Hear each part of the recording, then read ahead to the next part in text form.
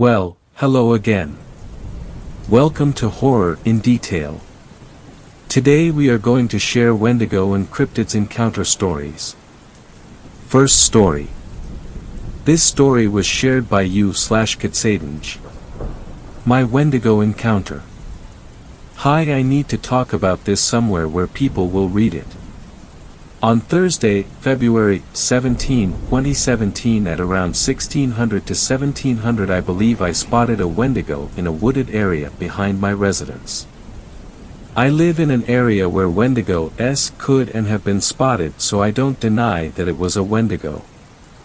Anyway, I have found mutilated animals and horrible scenes of death, rot and decay that would make even well-seasoned veterans throw up. The sights have been just horrifying. And this really supports my theory that something is back in those woods. For example, about 1 month ago I found my second dead fox. Its head and spinal cord were about 30 feet downhill from the mangroves mess that once was a body. Its body had its front left leg ripped off and large scratches in its chest and sides. Furthermore, it was disemboweled with its intestinal tract in the trees and bushes. There were also signs of a struggle because fur from another animal and some sort of black liquid were on the ground and under its nails. Now I'm leaving out a lot of details, but those should paint a pretty good picture for you. Now to the juicy part of my experience with this terrible spirit. So let me lay out the land for you. My house is about 100 yards from a small stream that splits the small wooded area in half. And on the far side of the stream from my house there are large trees. So I was out there one day and all of a sudden I felt cold and uncomfortable. Like I was being watched. I also became increasingly paranoid that someone or something was out there with me. So I decided to head in. Plus the sun was setting and dusk would be upon me soon. So I started walking towards my house, which would mean I would have to walk uphill. So I start walking. At first I was waking out of the woods like I was on someone's yard and they had told me to get off, not a fast pace but moving with a purpose, you know. Then I kind of felt like someone was really looking at me. So I turned around and saw a large creature about 80 yards, or less. I'm not really sure as hell how far my house is from that stream, from me standing across the stream. It then proceeded to take a step towards me. And I'm not really too athletic, but I'm not mega weak. I would saw that if I had to run about 20 yards uphill through the woods it might take me 30 to 40 seconds. Yeah, I ran out of those woods in about 10 seconds. It is the most I have ever been scared and the most that adrenaline has ever flowed through me. Now I know what you're wondering, could I have been dehydrated or having hallucinations? Well, I've never hallucinated once in my life and I wasn't dehydrated because about 10 minutes prior to this event I drank an entire bottle of water, and I always make sure I'm hydrated before I go woodland exploring. And there is no way it was a tree because every time I go out there I go to where I spotted it. And there isn't a single tree small enough to remotely look like what I saw. Since then I haven't spotted it, but I hear it. It is believed by Native Americans that Wendigos call out for help like a human in order to lure people toward it. I have heard what sounds like a little girl calling for help out in those woods before. It is still terrifying to talk or think about. Could anyone please help me or tell me that I'm not crazy, because I feel like I am. Please give me all the feedback you can. I'm really terrified of this phenomenon. Thanks. Second story. This story was shared by you/jokes0nme. Wendigo encounter. So I don't really know how to start this, so I'm just gonna spew out some stuff and hope it all makes sense, because it sure as hell doesn't to me. Have any of you even encountered one before? If not, let me tell, these things are not like how Google or any of pictures you find depicts them, at least not right away. Let's get into it. I'm from Canada and I live on a reserve that's about 30 minutes from any town, relatively close compared to other places I've been. Well, it's the end of December and just getting finished with holidays and spending it relatively alone, thanks to COVID. I get a call from one of my friends. He wants to go hunting. Well, that's kind of a problem, 'cause I've never shot a gun or went hunting before. Pretty pathetic for a Native American if you ask me, but anyways, he tells me he just needs my eyes and another set of legs to help carry whatever he catches. So I agree, making one of the biggest mistakes I would come to regret. So he picks me up in his crappy old Ford truck he uses for hunting, tells me we are going deep into the bush and will find a spot to camp along the way. So we drive about 20 minutes into the woods following what little road is left, and we get to a point where we have to continue on foot. We unload our gear and supplies and carry it till we find a nice clearing with room for everything. After we set up camp, we begin our trek into the woods, going farther than I had gone before. Saw a couple of bucks and rabbits, nothing too spectacular, so we keep looking 'cause he wants the big daddy buck, and we come to this other clearing much larger than the one we are camping at, and something about this part of the woods just feels off. It had a heavy feeling to, like the air was thick and just had a disorienting aura about this place. But we hadn't caught anything yet and we're getting hungry. So we spot a rabbit in the middle of this clearing. Buddy lines up the shot and bam, we have dinner. So being the one without the gun, I go to get our little dinner in the middle of this clearing, and I notice something odd, that it's a perfect circle, no tree stumps, no sign that any human had made this gigantic circle. I also happen to notice what look like claw marks on the trees surrounding the area. Buddy said it's from bears sharpening their claws and marking territory, but the marks were so deep into the trees it seemed off. Anyways, it's dark out now and we are back at our campsite eating and talking about how crazy this pandemic shit is. I also brought up the clearing we were at and how weird it felt to me. I wanted to know if he felt like that too, or if I was just exaggerating. My anxiety makes me do that sometimes. To which he said, yeah, he noticed the change in the air too, and said it made him feel dizzy and worn out, but he also said it just could have been from the long day we had. So on that note, it was time for bed. We both slept in same tent. It's the middle of winter and bundling up can only do so much, plus he was like a brother to me, so not a big deal. It had to be around 1 a.m. when we both woke up to sound of the most horrible scream I'd ever heard. What that fuck was that, was my first though. I'm guessing my friend was thinking the thing as he looked at me with fear on his face. I know, because I was afraid too. So he grabs his gun, loads around, and we just sit there for a while and listen.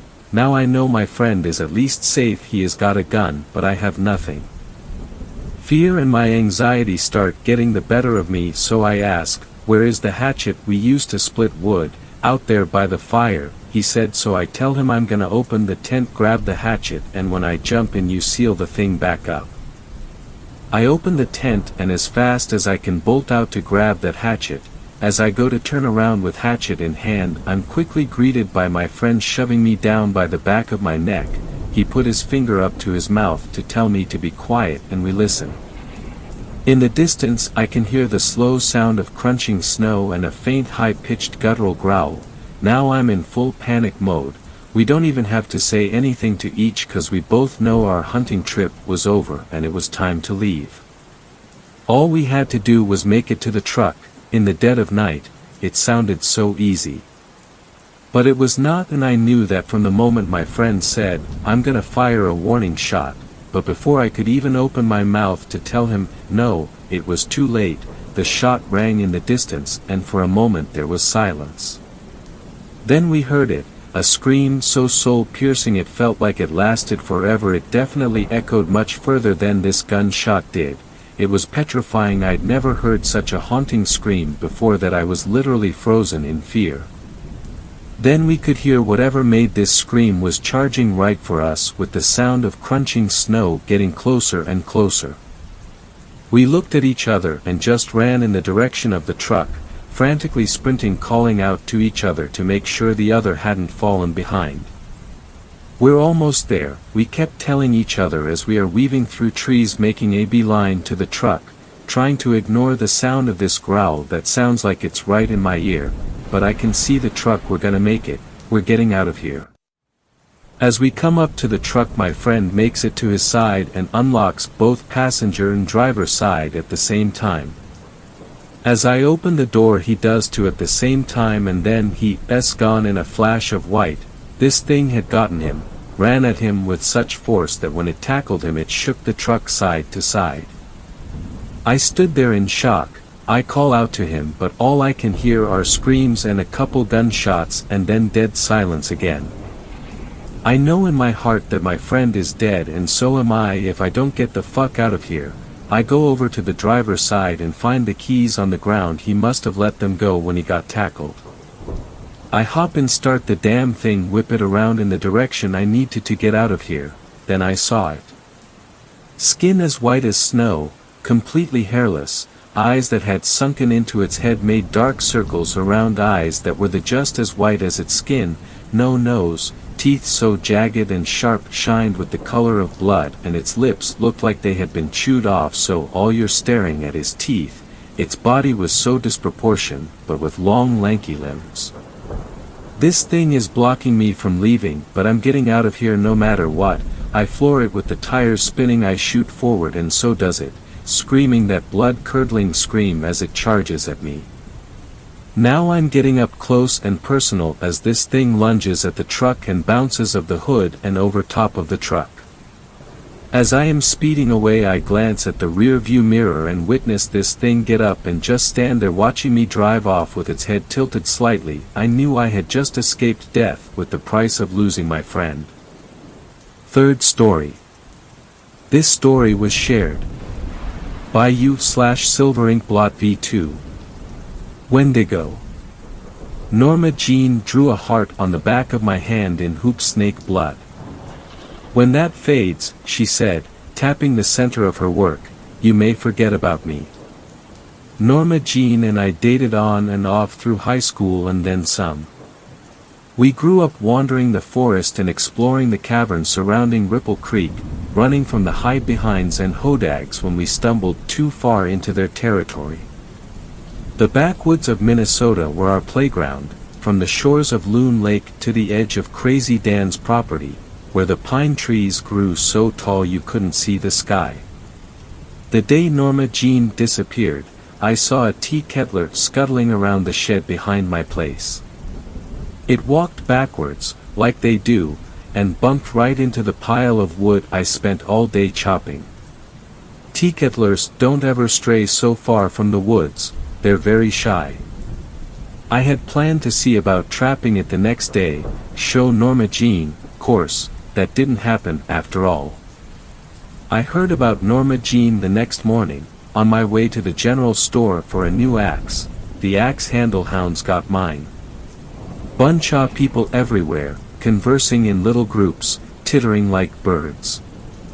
They all stopped talking when they saw me, shuffled away when I drew near.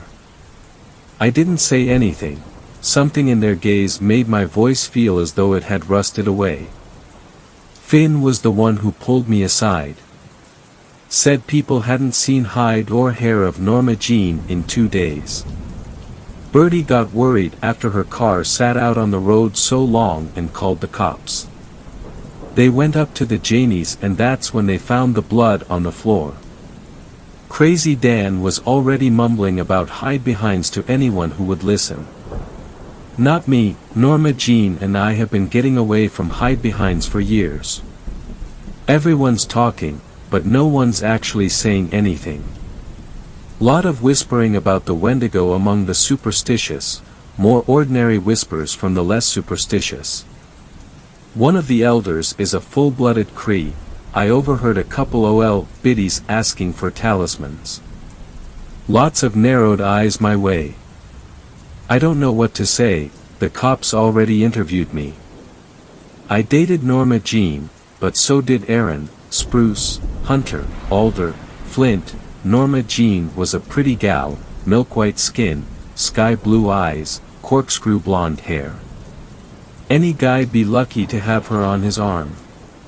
No one in Ripple Creek has slept easy lately, not with this hanging over our heads. I've had to buy 2 more axes in the last 4 weeks, I keep leaving them outside.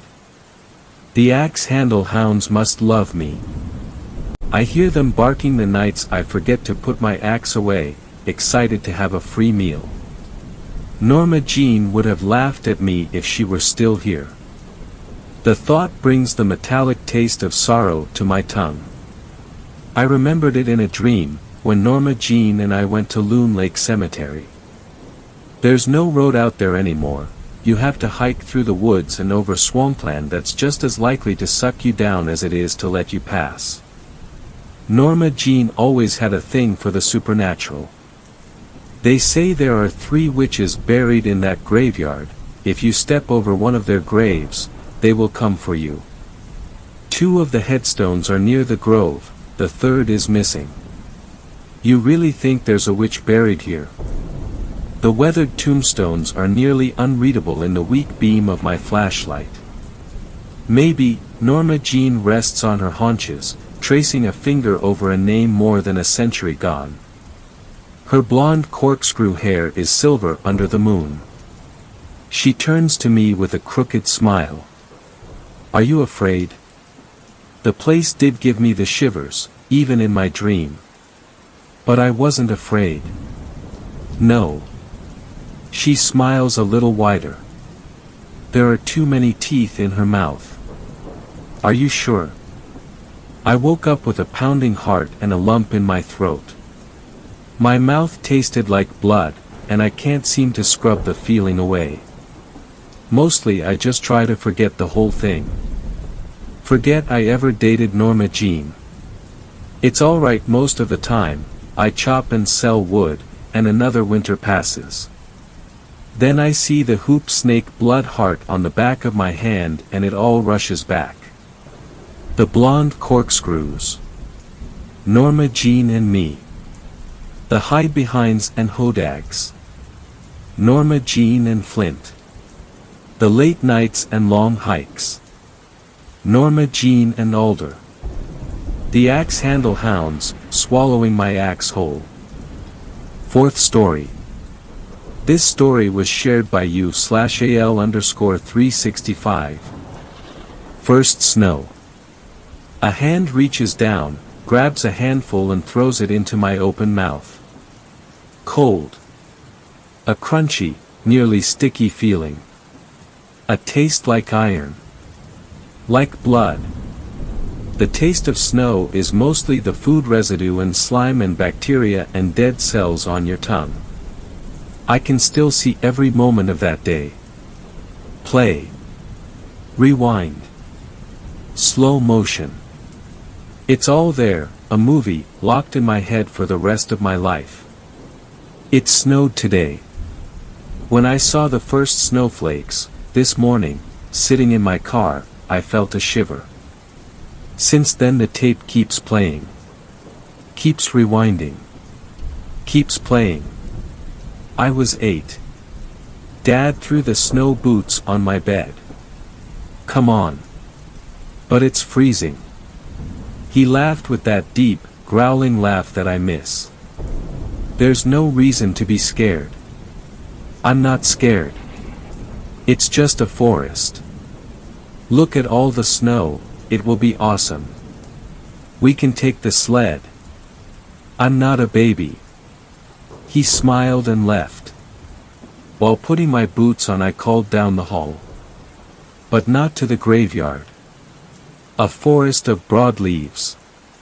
In winter each becomes its own wooden cross. Down the corridor, down the stairs.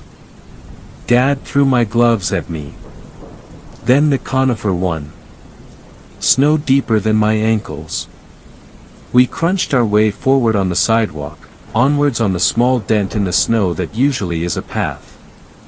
A few steps before we reached the trees Dad stopped. He closed his eyes, stretched his arms to the side and breathed the cold air deep into his lungs. He smiled. I brushed my hat back and looked up to the sky. It's not even 3. He opened his eyes, looked up and shrugged. It's winter. Between the evergreens the sky was barely visible. Dark green was dark gray. In the distance gray turned into black. Dad, is it darker over there? You scare easy, don't you? He reached for a handful of snow and I quickly turned around. Hey, I'm not going to throw it. I waited but nothing hit me. I turned slowly to look at him. His right glove was stretched towards me, palm up, with a small heap of white snow. He was chewing something. Taste it. He taught me about the bacteria and the dead cells on your tongue. What you taste, when you eat snow, is yourself.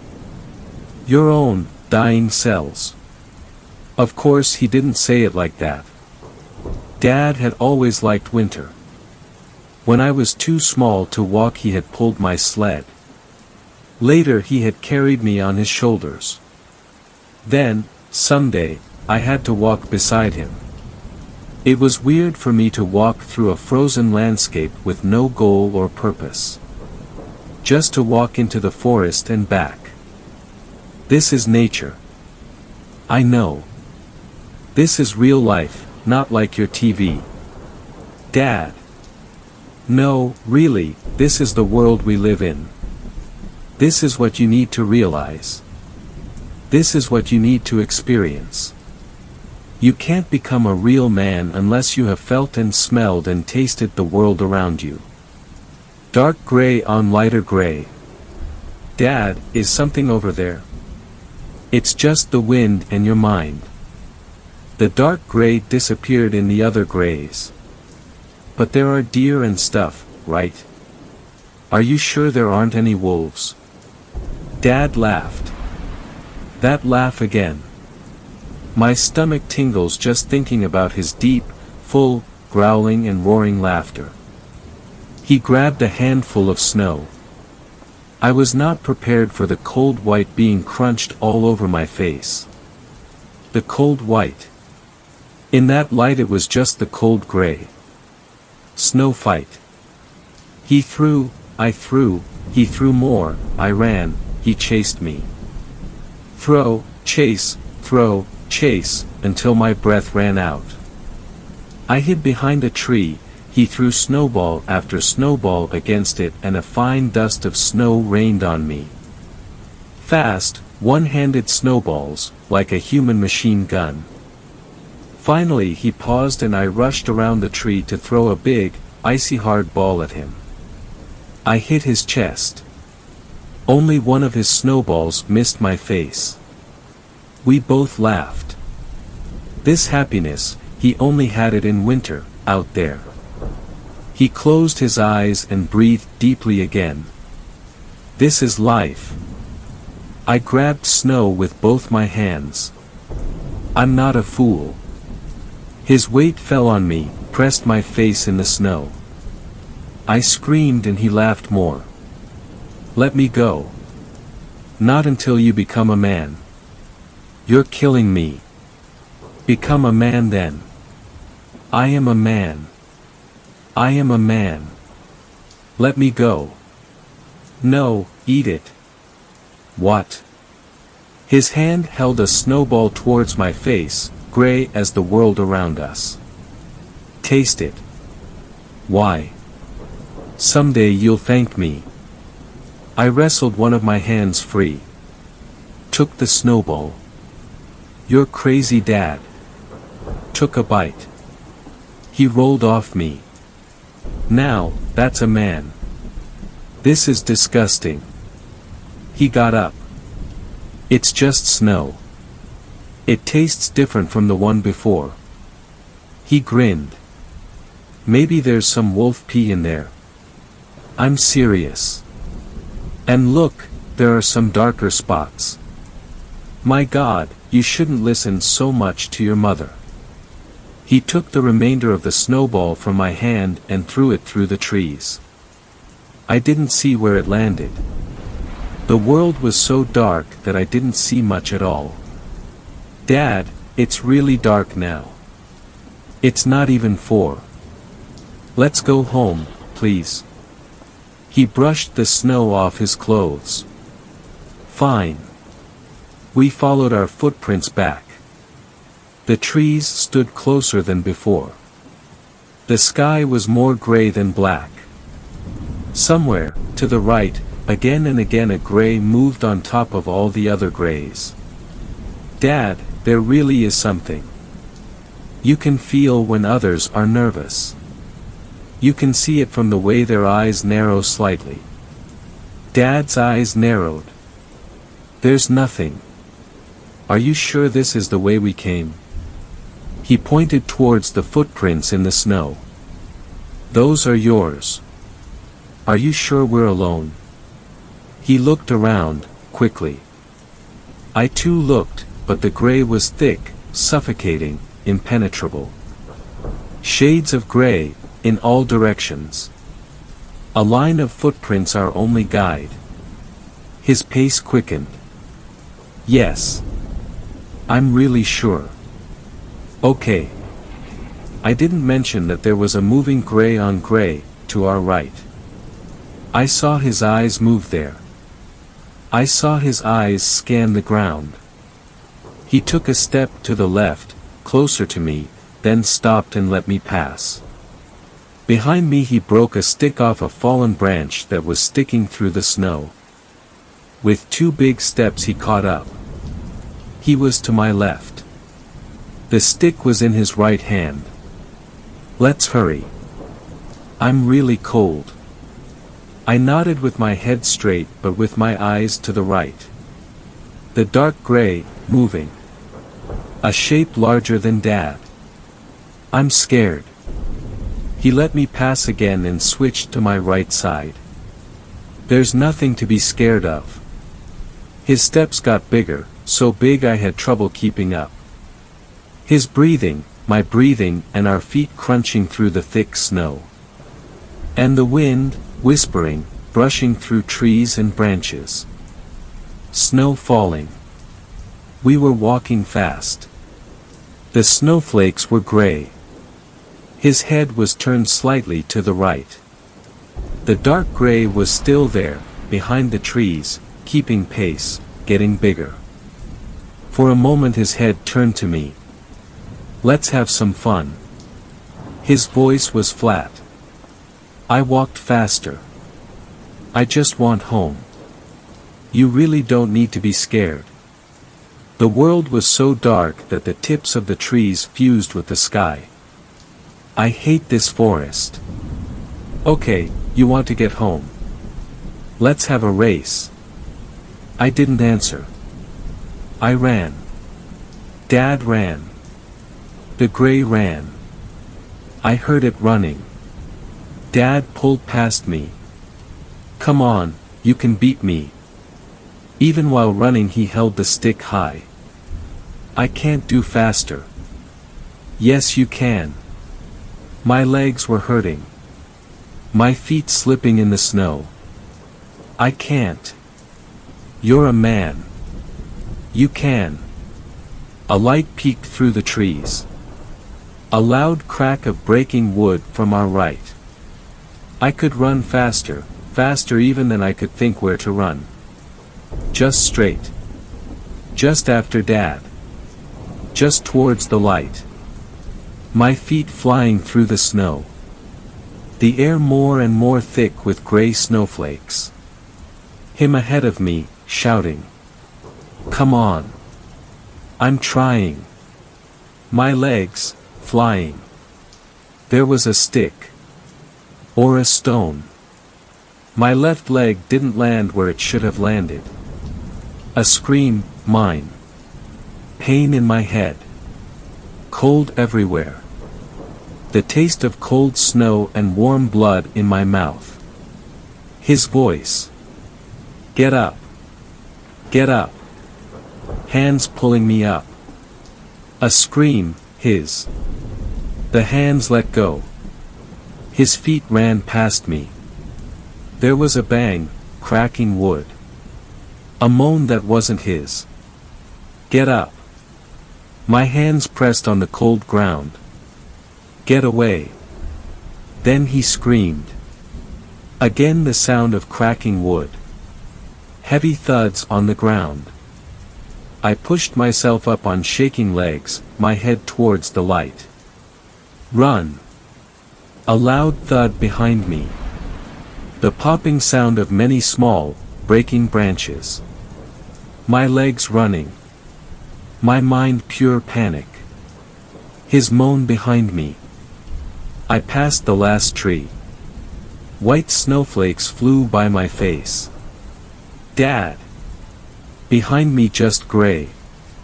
Gray sky, fusing with gray trees, fusing with gray nothing. No sound but the wind. A path, light gray fusing into the dark gray of the distance. There the movie ends. Then it rewinds. Then it plays again. The police was called at 5:22 p.m. A snowstorm. When they arrived, not even 20 minutes later, there were no footprints to be seen. When the storm was over, a search party found his right glove. Every year, when the first white falls from the sky, I put on his glove. His hand reaches down, grabs a handful and throws it into my open mouth. Cold. A crunchy, nearly sticky feeling. A taste like iron. Like blood. Fifth story. This story was shared by you/ScreenSuccessful165. It was too large to be human. I have been working as a forest ranger for 12 years. Most co-workers of mine were reported missing, no one knows where they have gone, most believe they were taken by the pale man of local legend. A man said to me, during his encounter, he truly understood what they meant by the devil himself. He stated the thing stood at 3.5 meters, or roughly over 9 feet, its skin was as pale as snow, and was inhumanly slender. While describing him, he appeared to be extremely horrified. The tranquility of the surrounding area was disturbed by him. I then told him that was enough, and left to get a coffee. There was a long queue, so I had to stay there for an hour. Once, the cashier gave me coffee in a Fanta. Do not judge, I checked the time. Shit, I thought. It was already 10 p.m., I quickly ran to the lobby, so I could get to my assigned post. As I was exiting the lobby, I saw my mate from graduate school, Jim. And here's how the conversation went. Me, oi, Jim. Jim, ah, FNG hell, Mr. Wolf. Me, how are you? Jim, good, and you? Me, okay, I guess. Jim, where are you going? Me, post A11. Jim, do you know, it's close to those sightings, just a little FYI. Me, I know, those stories have started to affect my sleep. Jim, don't let those bloody stories get to you. Me, thanks, mate. I will not. I then drove to my assigned post. I was skeptical of the stories at first until it happened. Furthermore, I had climbed to the top of my watchtower, and sat down. I then heard a scream of a man. Help! He screamed. I then climbed down, asked him what had happened, and gave him water. His body was covered in blood, his arm was missing, and there were scratch marks on his back. He had difficulty breathing, and was exhausted. My mate, Jim, then appeared. Jim, come with me. Me, okay. I picked the man up, and ran to Jim. There's a cabin 100 meters from here, we can't use a car, Jim said. We then ran as fast as we could, it was cold, and silent, too silent. We arrived at a gate, there were cabins in this fenced area, so Jim unlocked the gate, and locked said gate. This gated area was huge, there were cabins that went over an entire mountain-sized hill. We climbed the hill and ran down it. We then entered a cabin, we settled down, and gave the man medical attention. He was going to die if we did not act fast. Jim then went to a smartphone on a table with military-like stickers, dialed a number, and here's how the conversation between Jim and a man. Jim Markerson O'Neill speaking, class equals Navajo, type equals W, threat level, 80/100. Man, Roger, MS or MW. Jim, MSL. Man, that's rare. Jim, yeah, agreed. Man, okay, December 13th. That's okay. Jim, yes, send them as fast as possible. I then asked Jim what that was, and Jim explained what was going on. The creature that had attacked the man was a Wendigo, and of Navajo legend. I then told him I know what a Wendigo is.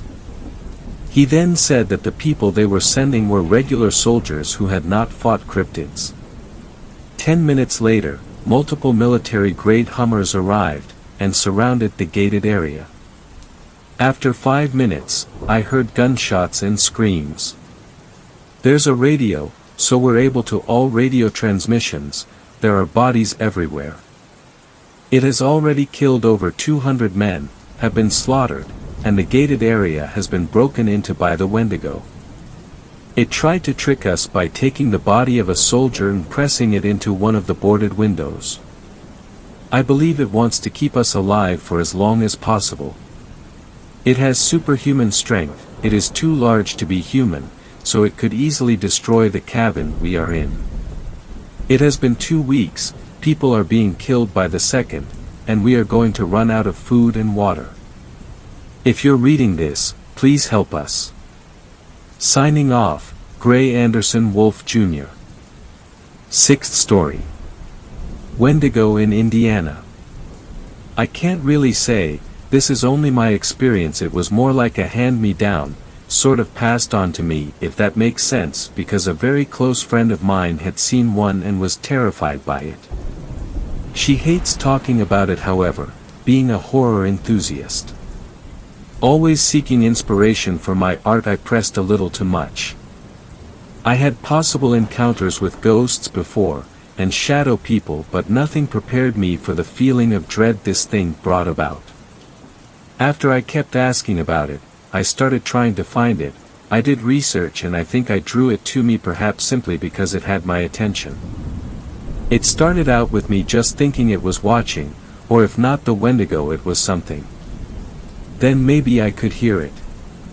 I told myself I was obsessed, that it was lack of sleep, just plain going crazy. I mean, I believed my friend's tale to a degree, but how could it be coming after me? It couldn't be contagious. It soon was making noises outside, like, I know this sounds crazy, but it was imitating a cat that was wounded. It was around night time, maybe 10 o'clock.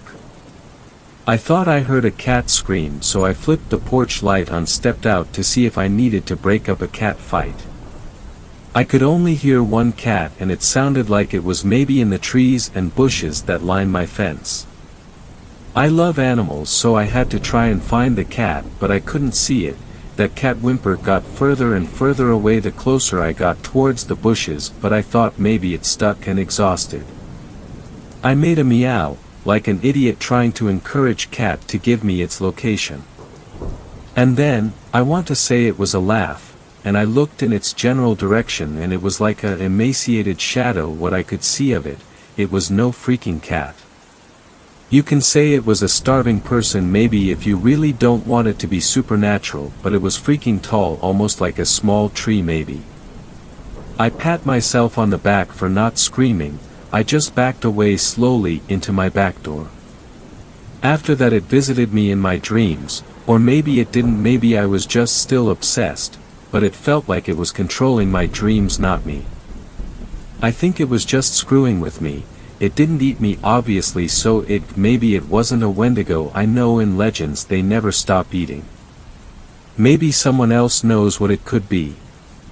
Honest, I still want to know what it is. I feel I need to know as much as I can about these cryptids. 7th story. This story was shared by you/Donflyaway. Don't whistle when it's dark out. While growing up, my family wasn't fortunate. To put it bluntly, we were quite poor.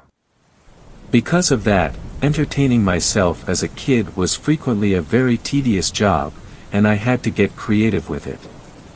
Most of the time I spent outside, where we had a great big yard and the nearest neighbors were 2 miles down the main road.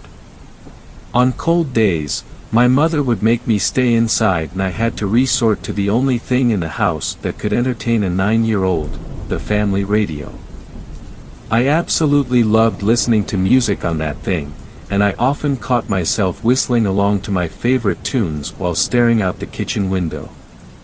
On one of these occasions, while I was whistling an old Elvis classic, staring out to the cold October afternoon, I remember my mother coming into the kitchen and looking at me with annoyance while she was preparing to go into town. "You know, it's gonna be dark soon, so you better stop your whistling," said my mom while turning down the radio's volume. "What do you mean?" I remember being confused about that since I've never heard my mother say that before. "You really shouldn't whistle when it's dark out," continued my mother, "it's how you call the dead." "The dead?" I asked, confused. "Yes, demons, ghosts, zombies and ghouls, all that is dead will rise and come for you if they hear someone whistling at night." I thought about it for a second, then turned up the volume again. Of course she was making that up, even I was old enough to know that ghosts aren't real. That was what my dad told me when I was scared of my closet, anyway. And besides, she was just saying that to hush me down. I heard my mom making a comment on the loud music, then saying she'll go into town to buy some sugar for tomorrow's coffee.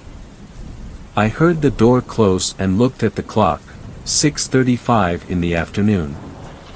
One more hour till my dad comes home, I had the house to myself. The gray sky was beginning to turn into a dark void, as the night fell over the horizon. I was still staring out the kitchen window and listening to music, when one of my favorite songs came on.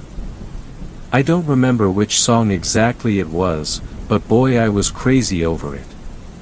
Losing myself in the tune, I began to whistle along while dancing across the kitchen, treating it like a dance floor.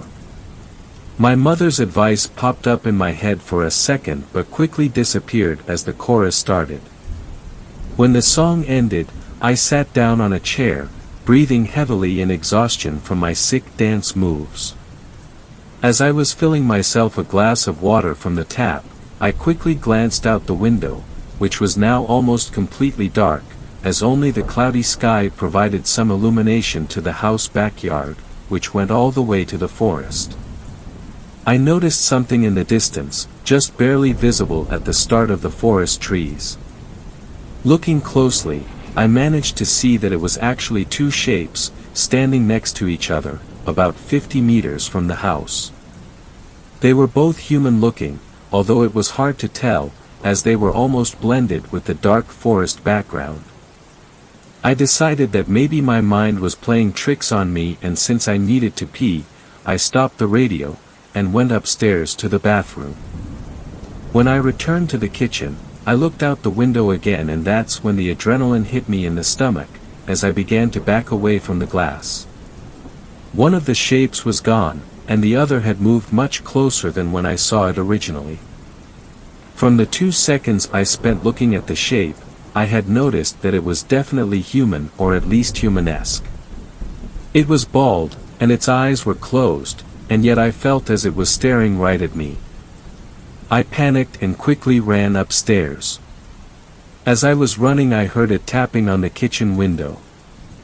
I went into my room and hid under the covers, trying to make sense of what I saw.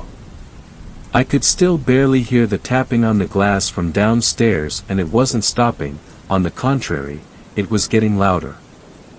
I had never experienced such fear in my life, and I noticed that I had started crying, but was concentrated on fear and didn't notice until right then. I must have stayed under the covers for 20 minutes, when finally the tapping stopped. I heard an engine outside and immediately sighed with relief. It was my dad, coming back from work. I told him about what I saw and he grabbed his gun and a flashlight to investigate. He found some footsteps at the edge of the forest but nothing close to the house. Since then I refused to be left alone during night time and absolutely never whistled again. And ever since that day I constantly feel that someone is watching me at night, silently, just waiting for me to make the same mistake again. 8th story. This story was shared by you/Dadams 2016. Wendigo Encounter. This will be a bit of a read. I live down in Central Texas. It started with a friend of mine, Luke, needing a ride back to town from Houston. He's like family, so I went and brought him on back. He stays kind of near the Dripping Springs area. Before he was in Houston, he and I had always heard some strange sounds at night on his property, but we always shrugged it off. He's got livestock, so we often protect them from coyotes and other things. Plus we normally shoot guns out there and don't really worry about what's lurking out there. The night I brought him back, we pulled into his long driveway to head to the house, and along the driveway he has this fire pit about 40 feet away from said road. I know these creatures are tall, but hear me out. Down by the pit, from the car, we both noticed two, blue-bordered, massive yellow eyes in my headlight beams staring straight at us. I said, "Luke, what the F do you see that?" as I reached for my flashlight and one of my firearms, ended up grabbing my .22 with hollow points, and I jumped out of my car window to run straight to the gleaming eyes. They seemed to blink once and then vanished into the dark. I ran to where I saw it standing and looked all around, the whole FBI flashlight/handgun stance. Scanning. I hear footsteps approaching from behind. Startling at first, but these steps were from Luke coming up behind me, yelling, "Watch out, watch out." I turn around to him a few feet away. He'd stopped. He looked confused and looks around, then said, "It was just behind you and it was waist high." I think to myself, what's waist high and has night vision? Mountain lions. So that's what I thought for a moment. Still standing in that spot, he says, "We need more gear," so we went to my car. We loaded/geared up. Killed the engine. Then, back into the trees. We approached the tree line, aiming the lights into the trees, about waist high. Then I beam my light upwards and see those same eyes dart in a straight line to our left, further into the trees, away from my car and away from his house. Now we're spooked. How is it 9 to 10 feet up in the air or the trees without making a single noise? No wing flap, no twigs, footsteps. Just dead silence. It's about 2:30 a.m. now. We have been following and going the direction we saw the eyes trail towards, staying very quiet. Suddenly. Y'all. I promise and swear on my life to this day. Out of the thicket, about 8 feet in front of me, I see the eyes open within the darkness of the woods. Massive. Glowing, and a few inches apart, which made me assume that this creature has size on its side. It stared into me, I stared back. I'm facing this unknown creature at this moment and I shakily ask, "Luke, are you seeing this?" Not moving my flashlight and not breaking eye contact, I want to know where this thing is and I want to know if it moves. I don't, dude, what do you see? Luke, are you sure you don't see this? I don't. What is it? I assume the only reason he did not see these eyes is because of my flashlight and my angle with the beam.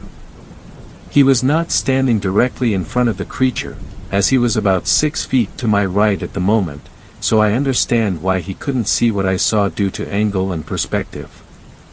After that little back and forth, I see it approach me. It got closer. Hell no. I raised my handgun. I said, "I'm firing," and then fired at this unknown being directly between the eyes. The round I'd just fired stirred up a lot of shit. We heard a very short but low-pitched growl/grunt, followed by what sounded like something very heavy, easily heavier than myself, knocking into a couple of the trees around it. Above, the birds in that tree dispersed, we heard no footsteps, no retreating, and stayed there a few moments longer. Listening. Scanning. We stayed out there waiting to hear or see anything else for about an hour after that, but the night was quiet and calm afterwards. We go inside, call it a weird day and go to bed. Next morning, we went to where we spotted and fired. Then we found a bunch of triangle, shaped footprints that lead to the fence. We look up. There's a break in the top fencing's wires.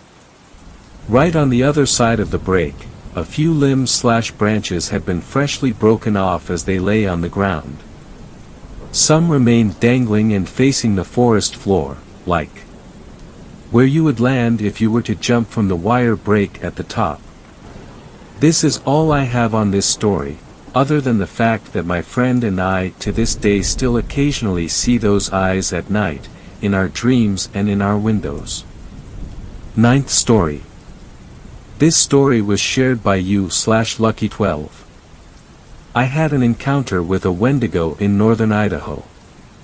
This was a few years ago and I haven't done much research on it until recently. My family and I had gone up to my grandparents' house. They had 10 acres of land and only used about 1 to 1.5 acres for the house and yard. They had a large, dense, pine forest area all around their house. Except for the road to it, there was forest for miles around. They had cut down some trees to make four-wheeler paths that we could ride on when we went up there. One day my sister and I were riding out on the paths on some of my grandparents' four-wheelers. For whatever reason, I think it was to get a drink but I don't entirely remember, my sister went inside. I thought nothing of it and kept riding the four-wheeler I was on. Well, about 3 minutes later I was driving past a really dense patch of the forest. Over the four-wheeler engine I heard a loud growl. I heard it clearly to my left in the patch of forest. Thinking it was just a coyote, I looked over towards where I heard the growl. I did not see a coyote. You know that feeling when you look into a forest at night and you get scared something will stare back at you? Well, this happened to me in the middle of the day. What I was looking at still haunts me to this day. I was staring into two large, yellow eyes. It appeared that they were sunken into the creature's face. The eyes were probably about 1.75 times the size of a normal human eye, and they were watching me. I could see by looking at the eyes alone that this was a smart creature. I didn't get to see what it was because it was standing in a bush. This bush was very large, like probably about 10 feet tall. About 8 feet up this bush is where I saw these eyes. I couldn't see any other part of this creature, but I didn't stick around to find out what it was. I put the four-wheeler into drive and sped up to about 55 to 60 miles per hour. I ran inside and did not go back out on the paths for the rest of the trip. No one else in my family saw anything, but I was terrified of whatever it was. Fast forward 6 years and it is this year. I was talking with my friend about spooky things we had seen. I told him about this story and began to wonder what I could possibly have seen. I did a lot of research on what large predatory animals live up there. It is northern Idaho if you don't believe me and want to go check. After doing a little bit of digging I found that no animals that were 8 feet tall. I didn't believe it because I was skeptical of anything that was paranormal. I checked again and again because I didn't want to believe it was something that no one had ever captured or been able to prove existed. The largest wolf ever found would have only been 6 feet tall when standing on its hind legs. The largest bear might have been large enough, but it could not have fit in that bush. So I began to research any possible creature that it could have been. Eventually I found one. A Wendigo.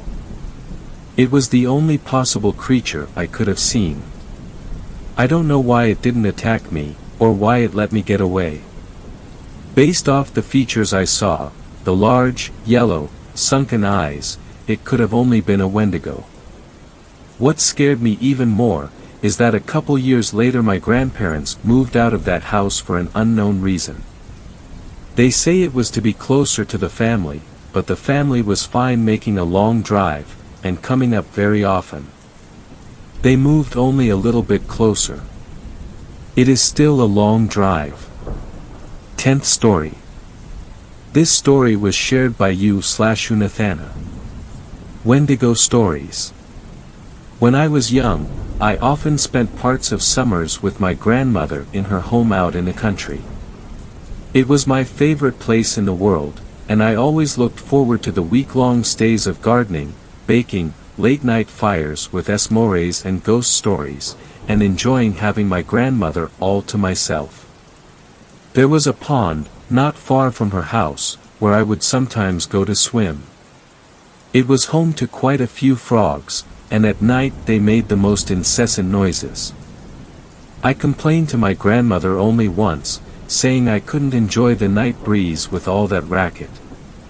She took me on her lap and told me a story about an old man and woman who lived near a lake. The old man couldn't stand the singing of the frogs, but his wife told him that they kept the Wendigo away, and to harm them would be unwise. Well, he didn't listen, and set about methodically catching all the frogs on the lake. It was a process that took some time, but he did not stop until he had rid the lake of the pesky amphibians. That night, without the protection of the frogs, he and his wife were slaughtered by the Wendigo, a vicious, whip-like demon creature with elongated fingers ending in razor-sharp talons, and rows of silver teeth as thin and keen as needles. I wrote it off as another of her ghost stories, though she seemed more serious than usual about it. I never complained about the frogs again, mostly because I grew to enjoy them, and put the story out of my mind. In fact, I'd forgotten all about it until it came up this past spring in a Native American literature class I was taking in college. The mention of the Wendigo sparked that old memory of my grandmother's story. I thought she had made up the word. I didn't realize there were stories about it, originating in Algonquian legends.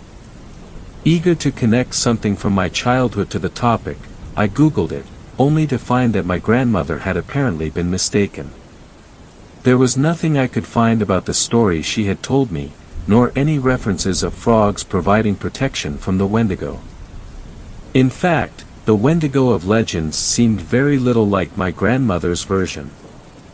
They were said to be insatiable, craving human flesh, and sometimes created from the forms of people who had resorted to cannibalism to survive. Descriptions varied, but they sounded almost nothing like my grandmother's bogeyman version. I actually chuckled as I read it, almost a bit embarrassed by how badly my grandmother had messed up the original tale.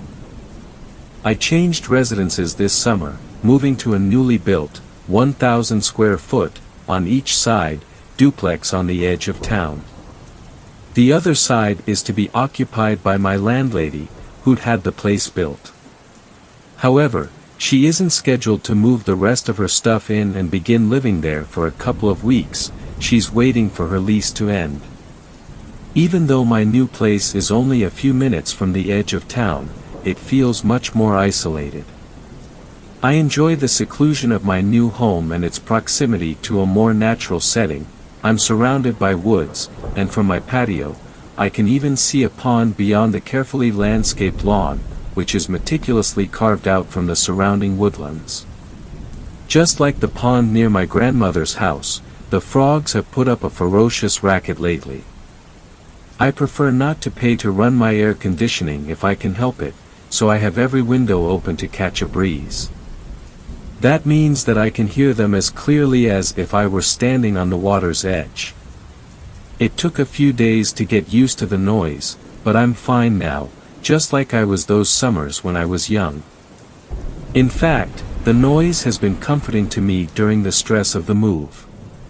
Tonight is different. I find myself standing in my living room, staring at where the pond is, though I can't see it in the dark. The air is eerily still, and oppressively warm, but all my windows are shut, and I feel impossibly cold. I'd long since convinced myself that my grandmother's story had been a silly tale, a twisting of an old legend by irreverent storytellers. But for some reason, I have the most overwhelming sense of dread growing in the pit of my stomach. I don't know what to do. I'm trapped. Leaving my house means braving the darkness beyond my home, but I don't know if I'm going to be safe in here either. The frogs have stopped singing. 1. Thanks a lot for watching the video till the end. Subscribe to our channel Horror in Detail. Drop your opinions/suggestions in the comments section, and like the video as it helps with the YouTube algorithm.